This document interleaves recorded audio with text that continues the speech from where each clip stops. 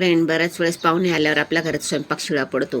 तर चपात्या काही भाजी उरलेली असते, मग त्यासाठी आपण काही रेसिपी बनवणार आहोत. त्यासाठी मी एक मैद्याचं घोळ केलेलं आहे. एका वाटीमध्ये 1 चमचा घेऊन मैदा घेऊन त्याच्यानंतर चपाती घेतलेली आहे. जे उरलेले आपले शिळ्या भाज्या असतात त्या घ्यायच्या आहे. त्या चपातीला आपल्याला टोमॅटो केचप किंवा शेजवान चटणी जे तुमच्याकडे अवेलेबल असेल ते लावून घ्यायचं आहे. नंतर वरून जी आपली शिळी भाजी उरलेली असेल, बटाट्याची असो किंवा भेंडीची कोणती भाजी असेल ती लावून मग त्याचे असे रोल तयार करून घ्यायचे. मैदा लावून त्याला हे करून पेस्ट करत घ्यायची. नंतर कॉर्नफ्लोअरची पेस्ट बनवायची आपल्याला.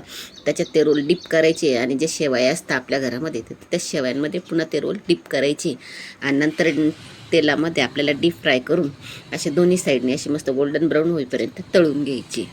तर ही चपातीचे रोल एकदम टेस्टी आणि असे क्रिस्पी आपले तयार होतात. तर फ्रेंड्स, रेसिपी आवडल्यास चॅनलला लाईक, शेअर, सबस्क्राईब नक्की करा. आणि ही रेसिपी करून बघा. कमेंटमध्ये कळवा की ही रेसिपी कशी वाटली ती. तोपर्यंत भेटू पुढच्या व्हिडिओत. धन्यवाद.